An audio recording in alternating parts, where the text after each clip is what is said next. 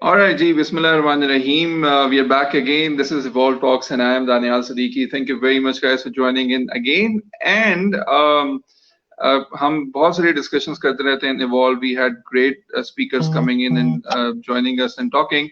So when we thought about entrepreneurship in Pakistan, very quickly coming to this guy, I was amazed. मैं अभी भी amazed हूँ जितना जबरदस्त इनका काम है, जितने जबरदस्त अंदाज में कर रहे हैं और concept ऐसा लेकर आए which was unique. Nobody had done it before, or people were doing it but not at the scale he was doing. I'm a big fan. There are some people I'm a silent fan and silently I observe what the great things that they do. आप शायद इस नाम से तो वाकिफ होंगे. Export leftovers. बहुत सारी shopping आपने शायद की होगी. Yes, ladies and gentlemen, you're absolutely right. We have brought in with you today the one and only Umar Kamar with us today. Umar is the face of export leftovers. Umar, assalamu alaikum and welcome to Evolve. Walaikum salam Daniel, and thank you for having me. It's an honor. और बड़ी खुशी हुई है कि आप भी एक loyal customer हैं, and it's always a pleasure to talk to somebody who knows the brand, who has shopped with us, and hopefully had good experiences. All right, Ji. Before we talk about export leftovers, I would like you guys to listen to this. Watch this small video. It explains the smallest of things. कुछ इसमें voice और बाकी audio पे visuals पे काम करेंगे, and then we will discuss in detail with Umar what export leftover is and what it has been doing. So let's watch this video.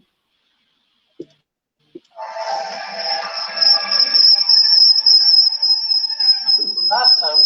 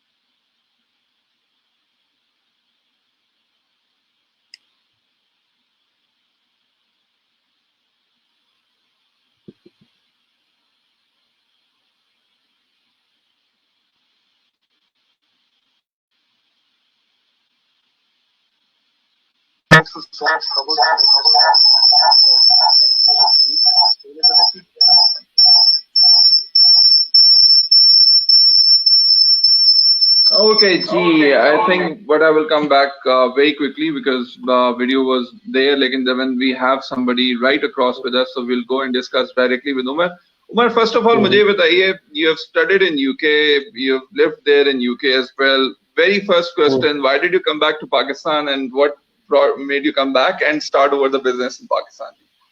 अच्छा, बड़ी सीधी सी बात है कि यूके में आप यंग होते हो, आपका पाकिस्तान है तो दिल नहीं होता.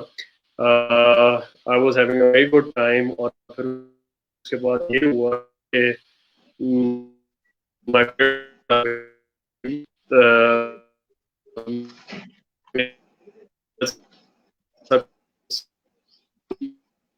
expect to come back and join the family business.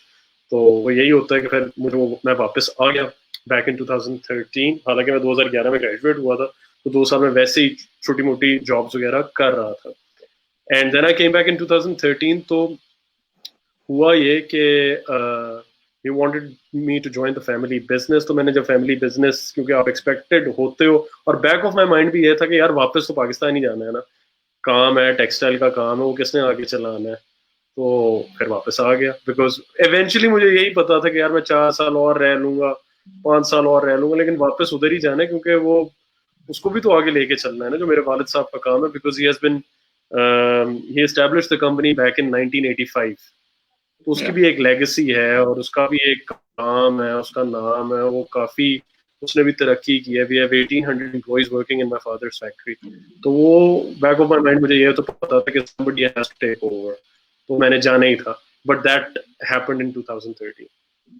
फिर जब मैं वापस आया तो Yeah, go on. अच्छा, तब जब मैं वापस आया तो उसके अंदर फिर यही हुआ कि एज एक्सपेक्टेड कि होता यही है कि अगर आप सन ऑफ द सीईओ तो यू टेक समबडी जो हायर अप है, प्रोडक्शन मैनेजर या फाइनेंस का बंदा या मार्केटिंग का बंदा, उसकी आप सीट ले लेते हो और काम शुरू कर देते हो, बिकॉज दैट्स एक्सपेक्टेड, क्योंकि ग्राउंड अप तो नहीं करता ना कोई भी सीईओ का बेटा। तो फिर मैंने भी मतलब मेरा ये दिल भी नहीं था, और मेरे वालिद साहब हैं वो इस तरह की उनकी सोच भी नहीं है। तो उन्होंने मुझे यही कहा कि यार तूने you have to work your way up, और तुमने नीचे से शुरू करना, लेकिन तू किसी भी डिपार्टमेंट में जाके काम शुरू कर सकता है। तूने फाइनेंस में जाना तो फाइनेंस में जा, but you have to do the dirty work and गो।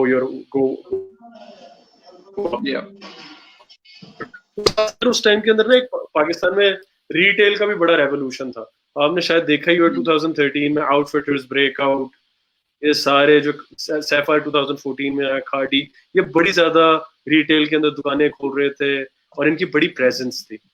तो हम लोगों ने भी कहा कि यार हमने भी रिटेल में जाना है। मैंने एक पाकिस्तान के अंदर ही अपना ब्रांड करने की कोशिश की पोलो रिपब्लिका के नाम से, और हम लोग वो ब्रांड के ऊपर काम कर रहे थे।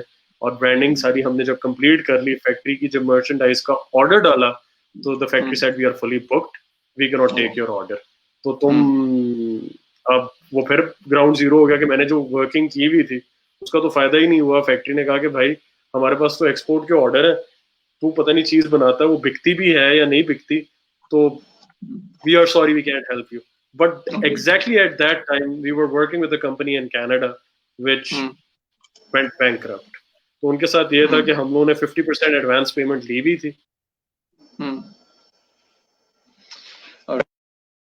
Umar will connect back again shortly as well. And as I said before, a great success story which has been there, and I think Umar is back as well. Yes, Umar, you're back. You may continue. अच्छा यार, वही एक Canada की company थी, तो उनका वो they went bankrupt, तो उनका 50% माल के पैसे हमें आ चुके थे, 50% माल के बाद हमने उन्होंने देने थे, और वो कंपनी बैंकरप्ट हो गई।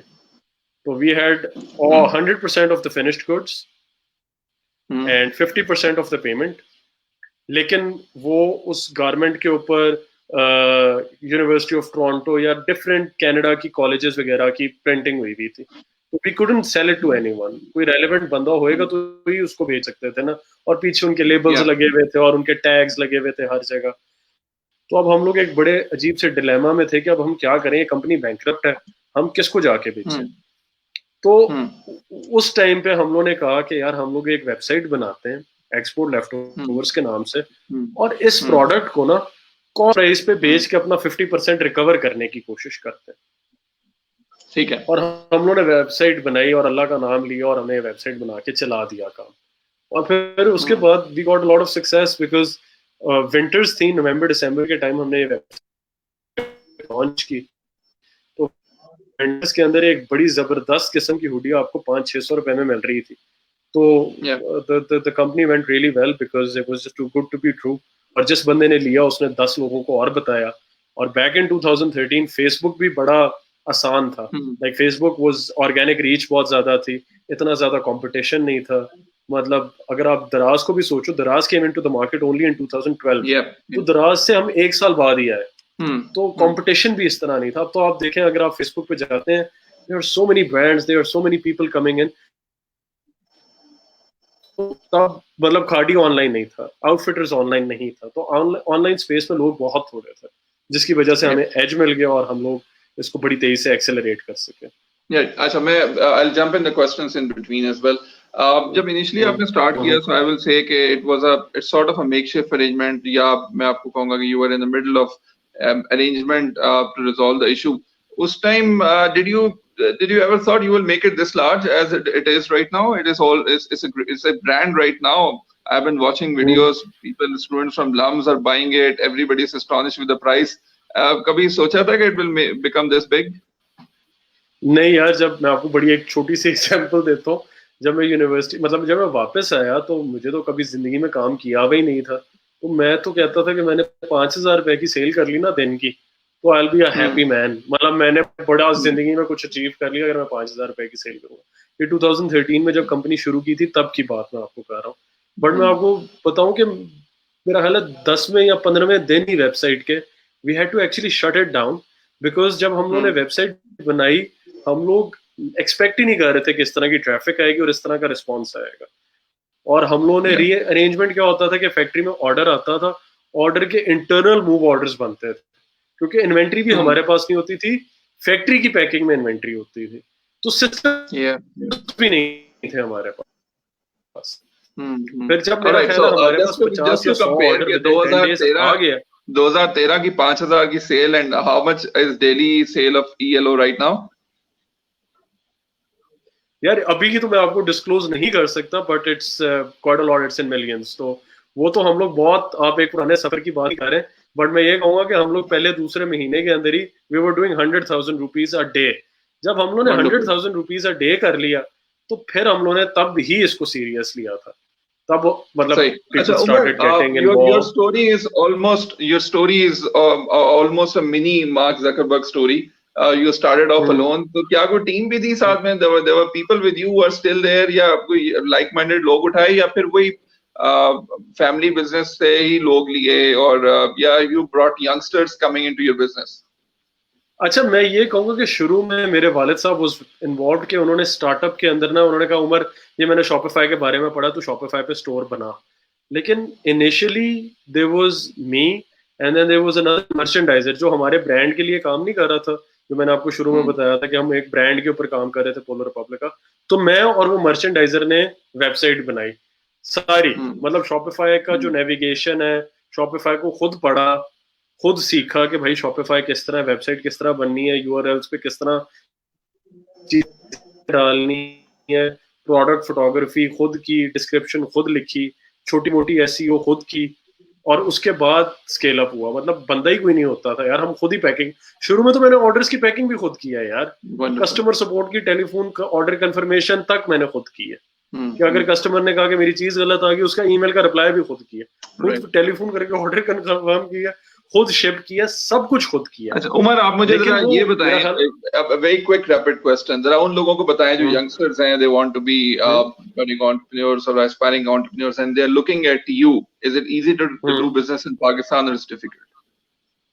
यार इजी तो मेरा ख्याल है दुनिया में कहीं नहीं है, लेकिन पाकिस्तान में जरा और मुश्किल है, क्योंकि पाकिस्तान के अंदर मुझे एक और चीज भी बड़ी लगती है कि पाकिस्तान में शॉर्टकट वाला बड़ा सीन है, कि वो मार्क जकरबर्ग को देखते हो, कहते हो रातों रात अमीर हो गया।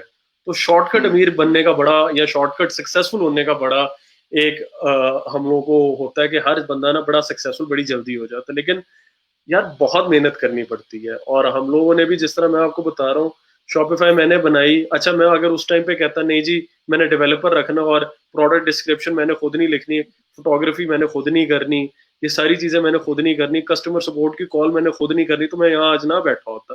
ये सारे के सारे काम मैंने खुद किए हैं। इन्वेंट्री अपडेट मैंने खुद की है, वेयर हाउस के ऊपर लेबलिंग मैंने खुद की हुई है, सारे सिस्टम्स मैंने खुद बनाए हैं। तो इसके ऊपर भी आप देखें, आप लोगों को शायद 2015-16 में पता चला हुआ है वेबसाइट का, लेकिन यार मैं तो 2013 से सुबह शाम काम किया है, संडे को भी काम किया, सैटरडे को भी किया, रात 12 बजे भी काम किया। शुरू में तो टेलीफोन नंबर तक कस्टमर सपोर्ट का मेरा मोबाइल नंबर होता था, और मोबाइल में मेरे कस्टमर करते थे। It's an amazing story where you have come across. लेकिन मेरा एक क्वेश्चन है, I am a loyal buyer of ELO as well, and it's great quality of the products. जाहिर सी बात है, it's a mixed quality for the price that you get, but it's a good quality as well. लेकिन मेरा एक सवाल है कि कुछ ऐसी प्रोडक्ट्स हैं जिनकी प्राइसिंग आप चाहें तो ज्यादा बढ़ा भी सकते हैं, and people will still buy it, but you haven't done that. Why is that so? अच्छा, हम लोग ना बहुत दफा ये करते हैं कि हम लोग कहते हैं कि यार हम लोग का ना एक दफा ब्रांड बेस बढ़ जाए, तो what we do is, for example if there is a new vendor coming in, तो हम लोग उसको कहते हैं यार मुझे पता होता है कि यार मैं इस चीज को ज्यादा कर सकता हूँ। जैसे हम कॉस्मेटिक्स के ऊपर बहुत ज्यादा काम कर रहे हैं, हम पाकिस्तान में कॉस्मेटिक ब्रांड से जैसे उनकी हम लोग कॉस्मेटिक्स बेच रहे हैं, तो और मुझे पता है कि वो टॉप क्वालिटी प्रोडक्ट है, या चाइना से जब हम इम्पोर्ट करते हैं हमें पता होता है टॉप क्वालिटी प्रोडक्ट है, लेकिन हम उसको ज्यादा महंगा नहीं बेचते। एक तो ELO की अभी वो बेस नहीं बनी हुई कि लोग, it's still very focused towards fashion and still very focused towards low budget fashion, quality अच्छी भी, वैल्यू फॉर मनी वाला काम है हमारा। तो ब्रांडिंग नहीं की हुई, तो हम एक दफा अब ये कर रहे हैं कि हम जो एक नीश है या एक सेगमेंट है उसकी बेस बना दें और उसके बाद अपनी रिटेल प्रैक्टिस के ऊपर काम करें, कि एक दफा आप समझ लें कि यूजर आ जाए हमारी वेबसाइट पे, उसके बाद हम देखेंगे। हम लोग का भी लॉयल कस्टमर आए, फैन बेस बढ़े, हम लोग कहते हैं कि we need to get like, अगर एक कंटेनर आ रहा है वेबसाइट के ऊपर, अनलोड हो रहा है फैक्ट्री के वेयर हाउस के अंदर, तो एक कंटेनर हर रोज शिपिंग भी उतनी ही हुए, क्या एक कंटेनर है एक कंटेनर जाए, वॉल्यूम के ऊपर खेलना है अभी। क्योंकि पाकिस्तान के अंदर आप at the end of the day, मैं ये कहूँ कि मैंने 5,000 रुपए का एक सूट बेचना है, तो यार बेच तो लोगे आप, लेकिन वो शायद 10 बिके, लेकिन अगर आप 2,000 का बेचोगे तो वो 100 बिकेंगे। तो हम लोग कहते हैं यार अपने मार्जिन कम करो, हम लोग अपनी बाइंग भी सस्ती करते हैं, हम अपनी सेलिंग भी सस्ती करते हैं, और सस्ती चीज वैल्यू फॉर मनी, पूरा पाकिस्तान वैल्यू ढूंढ रहा होता है यार, तो वो हम वैल्यू देते हैं कस्टमर को। तो हम लोग अभी बेच बढ़ा रहे हैं। रिलेटेड क्वेश्चन है, because you're into e-commerce and selling online, did COVID lockdown actually helped you overall to engage more business, or was it tough? यार इसका ना थोड़ा सा ये है कि मार्च अप्रैल में जरा सेल डाउन थी, because logistics companies, courier companies भी बंद थी, कस्टमर्स भी जरा घबराए हुए थे, उनको भी समझ नहीं लग रही थी। बट आप समझें कि second half of April and May have been really good, क्योंकि फिर लोगों ने कहा कि भाई चीज तो खरीदनी है, मैंने अंडरवेयर मेरे खत्म हो गए, मैंने अंडरवेयर लेने, मैंने सॉक्स लेने, मैंने नई टी शर्ट लेनी है, मैंने कुछ भी लेना है। तो वो उस बेचारे ने, अब वो एक तरीके से तो ये एसेंशियल ही है ना चीजें, अंडरवेयर एक बंदे ने नए लेने तो उसने लेने, टी शर्ट अगर उसने लेनी है तो लेनी है, तो वो सेकंड हाफ में हो गया था। और अब लॉकडाउन की वजह से अब तो वैसे भी रमजान ईद का टाइम है, तो लोगों ने ईद की तो शॉपिंग करनी थी, तो वो टाइमिंग भी इस तरह की हो गई है कि हमें तो बूस्ट मिला है सेल के अंदर। अच्छा, you started off from this clothes or stitch clothes or polo replica or is related, and afterwards you came into other commodity as well. अब मैं जाता हूँ तो मुझे आपके cosmetics नजर आ रहे हैं, IT की equipment, इस तरह की चीजें भी आ गई हैं. So you have decided to diversify, and do you think it's good for the brand? अच्छा, असल में हमने इसी वजह से एक्सपोर्ट लेफ्ट ओवर से नाम भी उसका ELO कर दिया। और मैं इसकी भी एक बड़ी मजे की आपको स्टोरी सुनाऊंगा कि the way we branched out from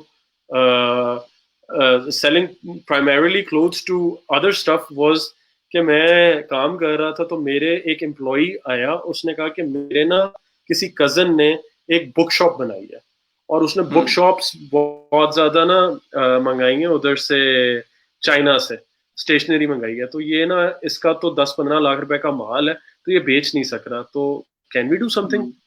मैंने कहा यार पता नहीं, हमारी वेबसाइट के ऊपर तो गारमेंट्स बिकते हैं, नाम भी एक्सपोर्ट लेफ्ट है, ये चाइना की चीज कहाँ से हमारी वेबसाइट पे लोग पेन पेंसिलें खरीदेंगे या स्टेशनरी की चीजें खरीदेंगे। तो we took a bet and we just started selling it.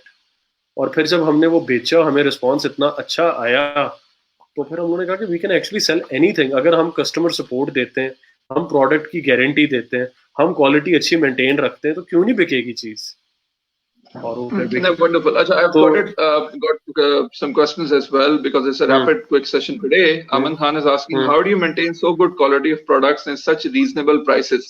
ये क्वेश्चन तो आपसे बड़ा पूछा जाता होगा जी, कम प्राइस में प्रोडक्ट की क्वालिटी कैसे आती है? अच्छा, हम लोग बेसिकली ये है कि सारा काम हमारा है फैक्ट्रीज के साथ। तो मेरी वालिद साहब जो काम है कि सबसे लेफ्ट थी, कस्टमर, मेरे वालिद साहब को किसी ने ऑर्डर प्लेस किया, और हम लोग से जैसे the flagship product which kind of like जो हाईलाइटेड प्रोडक्ट था ना ELO का शुरू में, वो हम बॉक्सर्स बेचते थे US पोलो के, ठीक है। अच्छा, वो US पोलो का जो बॉक्सर था ना, उसके अंदर मेरा ख्याल है 2 सेंटीमीटर का वो उनका जो लोगो है, पोलो प्लेयर और घोड़ा जो बना हुआ होता है, वो था। अच्छा, वो हमारे से मेरा ख्याल है 3 सेंटीमीटर या 4 सेंटीमीटर का बन गया। तो उन्होंने कहा जी ये जो आपने घोड़ा बनाया है ना, ये तो आपने बड़ा बना दिया है, तो हमें अपना पता नहीं 30% या 35% डिस्काउंट। अब हम कहते थे यार घोड़ा बड़ा बन गया, छोटा बन गया, चीज भी हमारे से ले रहे हैं, 35% डिस्काउंट भी ले रहे हैं, तो भाई मैं 35% डिस्काउंट क्यों दूं इनको। एंड वी टुक अ बेट, और हमने वो अपनी वेबसाइट पे बेचना शुरू कर दिया। और वो फिर जब लोगों को क्वालिटी वो वाली चीज मिली, अब यार पाकिस्तान में डू यू रियली केयर कि यार ये घोड़े की सेंटीमीटर 2 होने चाहिए थे, 4 बन गए प्रिंटिंग में, तो नोबडी केयर्स। तो हम लोग कहते थे कि अच्छा चलो शुरू में ना यार कॉस्ट प्राइस है, तो इसको बेचो, माल अपनी तो रिकवरी करो ना। तो हम लोग ने अभी भी यही रखा हुआ है कि यार हम लोग एक चीज अगर है कॉस्ट प्राइस 100 रुपए की, तो हम उसको अपने जो हमारे ओवरहेड्स हैं विद 10% मार्जिन करके हम लोग उसको बेचते हैं। अगर 100 रुपए की चीज है तो मैक्सिमम 140 150 में हमारे सारे कॉस्ट कवर हो जाती है, प्लस हमें 10% भी बच जाता है, तो हम 150 रुपए की वो चीज निकाल देते हैं, ताकि हमारी मार्केटिंग है। वेबसाइट पे हर वक्त विजिटर आ रहा है हमारा 70 to 80,000 visitors coming in every day, and on special occasion special cells पे 1 लाख से ऊपर बंदा आता है रोज। तो यार इतने आईबॉल्स हैं, इतनी चीजें हैं, तो हम लोग तो कहते हैं वॉल्यूम मूव करो, मार्जिन कम रखो, फैक्ट्री का भी भला करो, अपना भी भला करो, क्योंकि फैक्ट्री की जब चीज आप उठा के जल्दी बेचते हो तो जो सप्लायर है उसके पास भी बड़ा कॉन्फिडेंस आ जाता है हमारे से, वो भी कहता है कि यार इन्हीं को चीज बेचनी। अच्छा, how do you see volumes बेचने वाला बंदा, of course I got your point कि volume के साथ you could offer better price. Umar, can you hear me now? Yeah, yes. All right, ELO in next 5 years. आ रही है आवाज आपकी?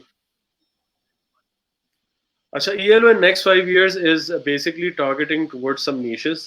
जैसे हम लोगों ने एक तो इसको बिल्कुल ये करना है कि जी Amazon ऑफ पाकिस्तान करना है, या Amazon की तरह अगर किसी बंदे ने व्हील चेयर भी ढूंढनी है तो वो ELO पे जाके व्हील चेयर लिखेगा, उसको ठीक है। वो सारा in the next 5 year plan तो है, की हर चीज बेचनी है इसके ऊपर, और इसकी वो जो नीश है वो नहीं रहेगी, but we will make sure कि क्वालिटी कंट्रोल रहे और वेबसाइट की परफॉर्मेंस बेहतर है। मतलब price and value is always gonna be there, कि अगर हम लोगों ने व्हील चेयर भी भेजनी है, we have to be the best, most affordable. लेकिन उससे पहले हम लोगों ने ये सोचा हुआ है कि 5 साल के अंदर हमने सारा करना है, लेकिन इसको अचीव करने के लिए हमने जो छोटे छोटे गोल्स बनाए हैं ना, वो मैं आपको बता देता हूँ कि हमने नीशेस डिफाइन कर लिए कि जी मेंस के शूज में देयर इज अ नीश, या मेंस के स्पोर्ट्स वेयर के अंदर एक नीश है कि स्पोर्ट्स वेयर ब्रांड पाकिस्तान में कोई भी नहीं है, टू बी वेरी ऑनेस्ट। अगर आप लेने जाते हो तो या आपको नाइकी एडिडास मिलता है जो कि 10,000 रुपए की आपको एक शॉर्ट्स और टी शर्ट का सेट मिलता है, या आपको जल्दी चाइनीज ब्रांड की कोई टी शर्ट मिलनी है जो कि फेक नाइकी होएगा।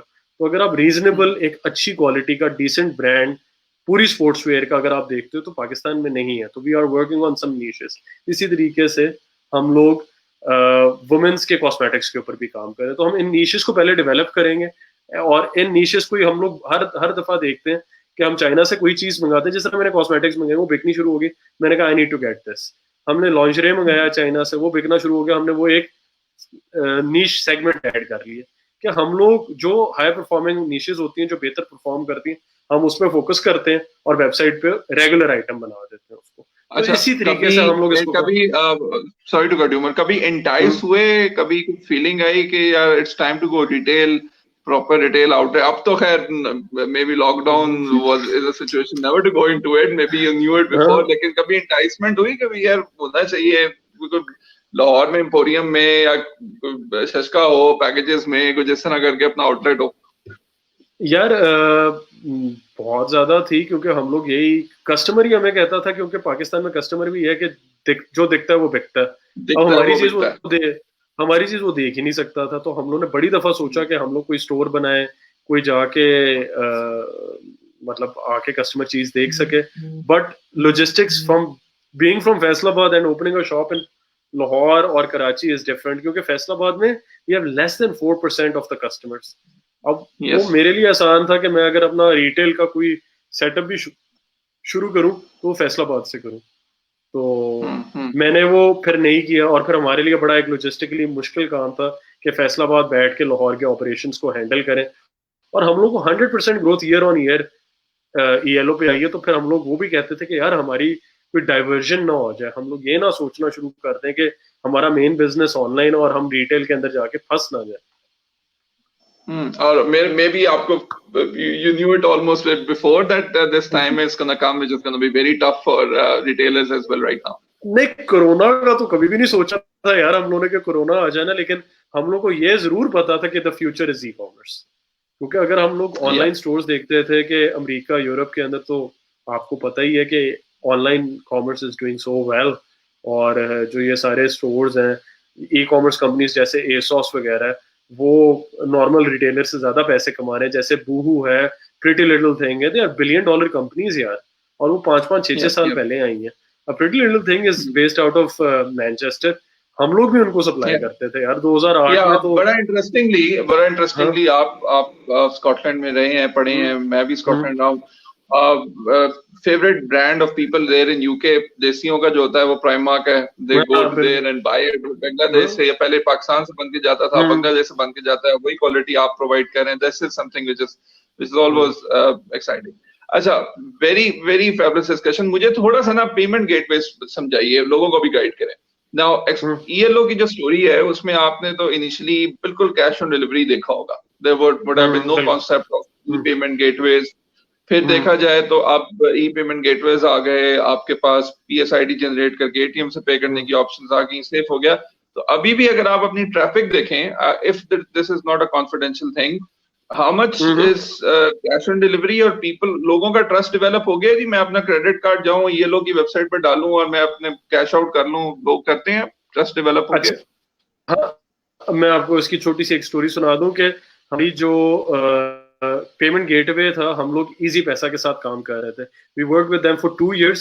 हमने रिसेंटली उनके साथ जरा अपना कॉन्ट्रैक्ट बंद किया क्योंकि हमें बड़े इश्यूज आ रहे थे, क्योंकि उसमें सक्सेस रेट वाज 50%, कि 50% of the time order go through हो जाता था और 50% ऑफ द टाइम फेल हो जाता था। तो हम लोगों की अगर 100 ऑर्डर भी आता था तो यार लड़ाई बड़ी थी कस्टमर के साथ। वो कहता था यार मेरी पेमेंट चली गई, मेरा ऑर्डर नहीं प्लेस हुआ। तो हम लोगों ने ये बड़ा कोशिश की सॉल्व करने की इजी पैसा के साथ, वो नहीं कर सके तो हमने वो बंद कर दिया। But coming back to the point, traffic है and they were about 10% of the people who are happy with easy पैसा। उनको कोई मसला नहीं था कि इजी पैसा से वो पैसे पे करें। लेकिन अगर आप मुझे कहेंगे कि 50-50 है तो 50-50 नहीं था, it is increasing. E commerce के अंदर लोग पेमेंट गेटवेज पे काम कर रहे हैं। अब सेफ पे आया है, HBL कनेक्ट आया, हम लोग इनके साथ बातें चल रही हैं और हम लोग इनको ऑन बोर्ड ले रहे हैं बिकॉज दे आर, इनके सक्सेस रेट बेहतर है। तो लेकिन अभी हम लोगों ने द लास्ट 3-4 मंथ्स हमने बंद किया। लेकिन अब मुझे लग रहा है कि कोरोना आया तो कॉन्टैक्टलेस डिलीवरी और पेमेंट और पैसे वगैरह इधर उधर करने से लोग गुरेज करेंगे और वो ज्यादा क्रेडिट कार्ड एक्सेप्टेबिलिटी के ऊपर काम करेंगे। मेरा तो ये ख्याल है, लेकिन unfortunately we do not have a payment platform plugged in right now. Alright, जाहिर सी बात है पेमेंट प्लेटफॉर्म के अंदर issues currently stand with extra charges and other scenarios as well. Cash on delivery के क्या issues होते हैं, मतलब मेजर क्या प्रॉब्लम्स फेस होती हैं COD के अंदर? People refuse to take orders as well. Refusal rate कितना है? यार रिफ्यूजल रेट मेरा ख्याल है कि हम लोग का ELO के ऊपर अब इस दफा तो मुझे लग रहा है लॉकडाउन है तो ज्यादा ही होना है, लेकिन वैसे we did average of 4 to 5%, which is pretty good, क्योंकि हमारा कस्टमर उस तरह का कि उसको पता है कि यार ये चीज मुझे ELO पे 200 रुपए की या 300 रुपए की मिलनी है, ये यार अगर मैंने पार्सल रिसीव ना किया तो मुझे ये डील नहीं मिलनी, तो वो हमारे पार्सल के पीछे बंदा भागता है, जो कि बाकी वेबसाइट्स पे नहीं होता। देखो सफायर का एक सूट आया 4000 या 5000 रुपए का, अच्छा नहीं लिया तो खैर है, उसको तो वो बाद में भी 4000 या 5000 का ही मिल रहा है ना। हमारी वेबसाइट पे तो चीज है लिमिटेड एडिशन चीज है, वो एक दफा आनी है, वो लेफ्ट ओवर अगर होएगा तो दोबारा से आएगा, तो वो अगर नहीं मिला तो फिर नहीं मिला। तो अच्छा, मुझे थोड़ा सा ये कॉन्सेप्ट क्लियर करें, ये कॉन्सेप्ट जरा देसी जुबान में लोगों के लिए क्लियर करें। मेरे कुछ दोस्त हैं जो ELO के क्रिटिक्स हैं, वो ये कहते हैं यार ELO से बाय कर रहे हो, वो तो फॉल्टी चीज होगी यार, वो तो फॉल्टी शर्ट होगी, वो तो उसमें तो कुछ मसला होगा। अच्छा हाँ, ये तो सवाल मेरे से भी पूछते हैं लोग, लेकिन ELO में बिल्कुल फॉल्टी चीजें हम बेचते हैं, लेकिन वो बी क्वालिटी सेक्शन हमारा, अगर आप वेबसाइट पे विजिट करें तो एक वाजे सेक्शन है बी क्वालिटी।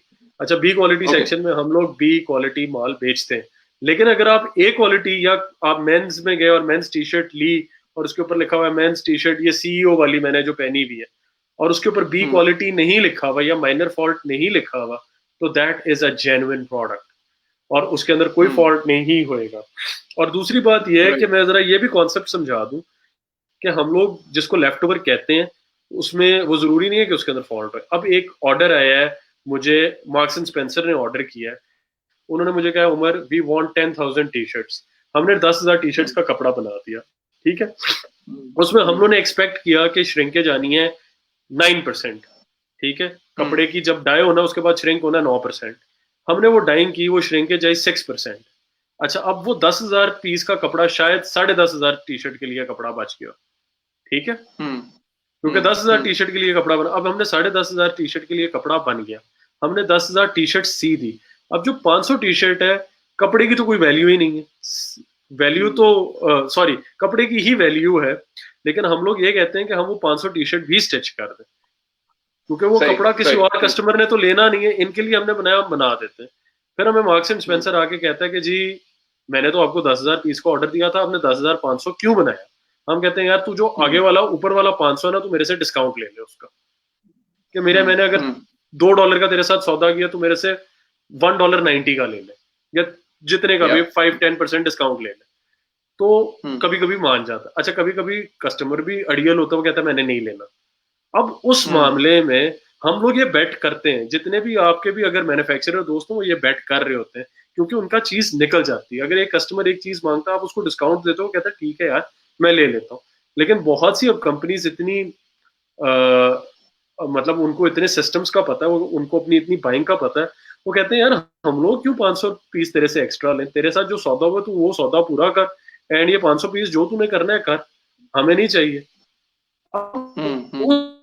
उस टाइम पे फिर हम लोग कहते हैं यार मैं अब क्या करूं, मेरे पास 500 पीस का कपड़ा बन गया, मैं स्टिच करके इसको वेबसाइट पे लगा के ना बेच दूं। तो फिर हम यही करते हैं कि हम अपनी कॉस्ट रिकवर करने के लिए वो 500 पीस अपनी वेबसाइट पे बेच देते हैं। और बहुत दफा ये भी होता है कि कस्टमर रिजेक्ट कर देता है पीस, जैसे मैंने वो आपको अंडरवेयर वाली एग्जांपल दी कि वो कहता है कि भाई मेरा तो जो घोड़ा था वो तो 2 सेंटीमीटर का, तो तूने 4 सेंटीमीटर का क्यों बनाया? तो उस मामले के अंदर अब हाँ जी go on, complete the thing. अब वही मैं कह रहा हूँ कि शेड वेरिएशन आ जाती है। कस्टमर कहता है कि मैंने जो नेवी मंगाया है ये वो वाला नेवी होना चाहिए जो मैंने आपको शेड दिया है, अगर वो शेड मैच नहीं करेगा तो यूरोप में कस्टमर नहीं लेगा।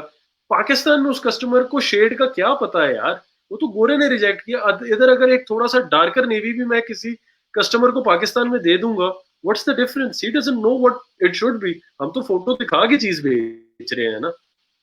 Agree, absolutely agree. Acha, we are coming towards a conclusion of the session. 2 questions. Generally I go and see to buy something for my son. तो मुझे कम चीजें मिलती हैं ये लोग के ऊपर, या तो मिलती नहीं है या कम मिलती हैं, तो why not kids section a little more? What's the answer? अच्छा, किड सेक्शन के ऊपर इस तरह है कि यार हम लोगों की ना प्राइमरीली हम लोग अपने ऑडियंस को देखते थे, हमारी ऑडियंस मेंस फोकस थी बहुत ज्यादा। तो हम लोग कहते थे कि यार हमारा ब्रांड भी मेंस है, हम अमेरिका यूरोप में भी मेंस की चीजें एक्सपोर्ट करते हैं, तो हम लोग ना लेफ्ट ओवर हमारे पास मेंस को आता है तो हम मेंस बेचते हैं। लेकिन अब हम लोगों ने देखा है जैसे हमने कुर्तियां डाली, बेडशीट्स डाली, तो वुमेन बहुत आने लगी, और फिर वुमेन के साथ कभी कभी हमारी वेबसाइट पे बच्चों के कपड़े बच जाते थे, हम वो भी लगा देते थे। तो हमारा फोकस नहीं था। हम लोग आप समझे कि बड़ी सप्लाई साइड टाइप कंपनी थी कि जो चीज हमारी फैक्ट्रियों में बचनी हमने वो लगानी है। तो हम कस्टमर लिसनिंग इस तरह उस तरीके से नहीं कर रहे थे जिस तरह हमें करनी चाहिए, क्योंकि हम कहते थे अच्छा यार हमारी फैक्ट्री में तो बचता ही मेंस का माल है तो हम मेंस का लगाते हैं, या जो मेरी पार्टनर फैक्ट्रीज हैं उनका भी अगर मेंस का माल बचता है तो मैं वो लगाऊंगा। जो चीज उधर बचेगी ना मैंने वो लगानी है, मैंने कुछ दूर से ढूंढ के नहीं लगाना।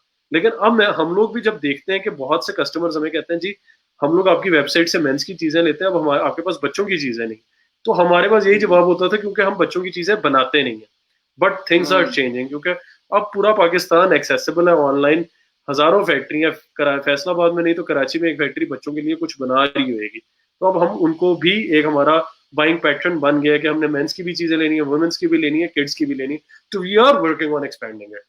But my last question is when you are buying, what sort of criteria you keep in mind when you are buying from factories across Karachi, Faisalabad, Lahore? उनसे buy करते हैं, कोई खास criteria होता है, pricing criteria होता है, quality criteria होता है, what do you do? यार दोनों होते हैं, क्वालिटी का क्राइटेरिया भी होता है, प्राइसिंग का भी क्राइटेरिया होता है कि यार ये चीज़ है ये बिक सकती है या नहीं बिक सकती, किस प्राइस पे बिकेगी, और इन सारे पैरामीटर्स को देख के हम करते हैं। बहुत दफ़ा हम लोग भी रिस्क लेते हैं, हम कस्टमर को सप्लायर को कह देते हैं कि यार ये जो चीज़ है ना ये तू ट्राई करवा दे, सेल बेसिस पे रखवा दे, बिकी तो ठीक है, नहीं बिकेगी तो भाई तू वापस ले जाए। तो बहुत दफ़ा हम रिस्क नहीं लेते, तो वो बहुत चीज़ें, मतलब मैं अपना एक रिस्क क्यों लूँ क्योंकि एक चीज़ है जो मुझे लगता है बिक ही नहीं सकती, तो फिर हम सप्लायर को फिर हम कहते हैं कि यार तू रिस्क ले, हम लोग तो समझते हैं कि इट्स नॉट गोना सेल, या फॉर एग्जांपल हम कहते हैं ये बिक सकता है but we think it's gonna sell at 500 rupees, वो कहता है नहीं मैंने तो 800 रुपए की बेचनी। तो फिर कहते हैं अच्छा भाई 800 रुपए की बिकी तो तू अपनी इन्वेस्टमेंट कर, तू अपनी हमारी वेबसाइट पे लगा दे, सेल होगी तो पैसे ले लें। तो there are lot of things. क्या हम लोग बहुत दफा ये भी कहते हैं कि यार ये फ्लैट ऑफ, ये तो तू वैसे ही हमें जाली चीज बेच रहा है या एक सब स्टैंडर्ड चीज बेच रहा है जिसकी वजह से कस्टमर की कंप्लेंट हमें बहुत ज्यादा आनी है, तो हम वो चीजें नहीं लगाते। बहुत दफा ये भी होता है कि हम चीज लगाते हैं और फिर हमें कंप्लेंट ही इतनी आती है कि हम बंद कर देते हैं। अच्छा उमर, इवॉल्व के अंदर हम यंगस्टर्स के साथ काम करते हैं, we working with youth right now. Conclusion से मैं रिमार्क्स आपके ये लूंगा, youngsters who are looking for e-commerce business look at Umar Kamar and take inspiration. What is an advice you would like to give? 3 advices you would like to give to young entrepreneurs looking to make a career into e-commerce? या सबसे पहले तो मैं ये कहूँगा कि shortcut वाली बात जो मैंने पहले की, there are no shortcuts to success, और मेहनत भाई करनी बहुत ज़रूरी है, और you have to put in the working hours, put in the, मतलब आपको एक फोकस अपना रखना है और आपने वो काम करना है, वरना तो कुछ भी नहीं होना। दूसरी बात मैं ये कहूँगा कि शॉर्ट स्मॉल गोल्स आपको रखने चाहिए। जिस तरह ये नहीं सोचना चाहिए कि मैंने आज भाई कंपनी शुरू की तो मैंने 10 करोड़ रुपए की सेल कर लेनी है, या मैंने बिलियनियर बन जाना है, या मैंने ये कर लेना है। You can not do this. आपको स्मॉल गोल्स रखने पड़ेंगे कि यार मैंने वीकली सेल क्या करनी है, मैंने कितने प्रोडक्ट्स को ऑन करना है, मैंने अगले हफ्ते क्या करना है, मैंने अगले महीने क्या करना है, मैं अगले क्वार्टर में क्या करना है। तो छोटे छोटे डेली गोल्स रखो, क्योंकि जब तक आप वो डेली गोल्स नहीं रखोगे तब तक आप अपनी परफॉर्मेंस नहीं ट्रैक कर सकते। दूसरी बात यह है कि when you have these big goals, जैसे मैंने अपना गोल सेट कर लिया कि मैंने end of the year 10 crore रुपए की सेल करनी, अच्छा, और वो साल खत्म हो गया, 10 करोड़ की सेल नहीं, आप डिस्करेज हो गए। तो when you have smaller goals कि यार मैंने 1000 रुपए की सेल करनी, मैंने 5000 रुपए की सेल करनी, तो जब आप वो अचीव करते हो you actually feel better, you are like I can do something. जिस तरह मैंने आपको बताया, मेरी अपनी पर्सनल एग्जाम्पल है कि मेरा पहला गोल 5000 रुपए पर डे की सेल था, and I do not feel ashamed कि मेरा इतना छोटा गोल था, क्योंकि मेरा वो छोटा गोल था कि मैं आज इधर तक पहुंचा हूँ। ये छोटे छोटे गोल्स हैं, छोटी छोटी खुशियां, आप इनको अचीव करते हो तो यू गेट कॉन्फिडेंस। और बहुत दफा वो कॉन्फिडेंस नहीं मिलता हमारे यंगस्टर्स को, क्योंकि वो बड़े गोल्स रखते हैं और वो अचीव नहीं कर सकते और वो फिर परेशान हो जाते हैं बेचारे। सही। My last question on which will conclude, expert leftovers ELO एक ब्रांड बन गया है, इसमें कोई डाउट नहीं है। With all due regard, Faisalabad के जो ई-कॉमर्स बिजनेसेस होते हैं उनका ज्यादा फोकस मनी मेकिंग होता है, ब्रांड एस्टेब्लिशमेंट नहीं होता, ठीक है। while your focus, your videos, your marketing look dynamic, बड़ी catchy हैं। I saw University of Edinburgh sharing your videos, you as an ambassador. Your focus is on making it a brand. Was it like कोई influence था, कोई idea था? Whose idea was it? अच्छा यार, branding का तो मैं आपको बताऊं कि मुझे भी ना बचपन से स्टोरी टेलिंग का बड़ा शौक था। क्या मैं कहता था यार मुझे ना कहानी सुनानी आनी चाहिए, because I was very impressed with people who used to tell good stories. तो मेरा हमेशा से दिल होता था कि यार मैं एक अच्छी स्टोरी सुनाऊं, कि मैं अगर एक बंदे को कहानी सुनाऊं मुझे याद जरूर रखे। तो ये एक आप समझ सकते हैं कि मेरा भी एक इन्फ्लुएंस यही था कि I wanted to tell a good story. और पाकिस्तान में मैं जब, आपको भी याद है यार, धमाकों वाली जिंदगी गुजारी है, सारी जिंदगी तो धमाके होते थे पाकिस्तान के अंदर, बम बाटिया फलाना हो गया, तो we were not getting any good news. और फिर मैंने भी ये सोचा कि यार मैं ये लेफ्ट ओवर के कपड़े से गारमेंट्स बना रहा हूँ और ये सारा एक ब्रांड मैंने एस्टेब्लिश किया, but I am not able to tell that story. और मैंने एक और चीज ये देखी कि you need to tell your own story. अखबार वाले ने आके, जंग अखबार, जियो वाले ने आके ये नहीं देखना कि ये फैसलाबाद में बंदा बैठा हुआ है और इसने कपड़े से जी गारमेंट बना ली। जब तक लोगों को ही नहीं पता होगा कि ये कर क्या रहा है, तो किसने मेरे ऊपर आके कवरेज करनी। तो I had to go out and tell my own story. तो फिर हमने वो स्टोरी के ऊपर काम किया, हमने नैरेटिव लिखा और फिर मैंने एक वीडियोग्राफर्स को हायर किया और we started telling that story because nobody knew that story. तो वो बड़ा इम्पोर्टेंट है। I absolutely agree that ELO definitely is a brand and we wish you all the best. Umar, it was a pleasure talking to you. मैंने बहुत सारे sessions अभी host किए हैं in this whole month of Ramadan. I think it was very insightful. I would like to thank you on behalf of Team Evolve for your time today. Thank you, Ji. It was a pleasure speaking to you as well. Yeah, a wonderful story, Umar, and we wish you all the best. Thank you very much, Ji, for joining us today. Right, Ji, that was Umar Kamar.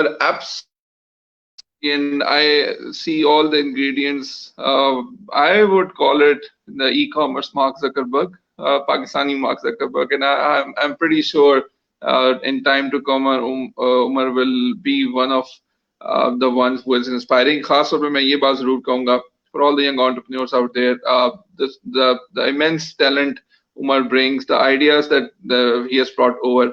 I think Pakistan needs more of these entrepreneurs. I'm Danial Siddiqui signing off. Thank you very much, guys, for joining in. We'll join back when another session, more discussions will be with you. Thank you very much.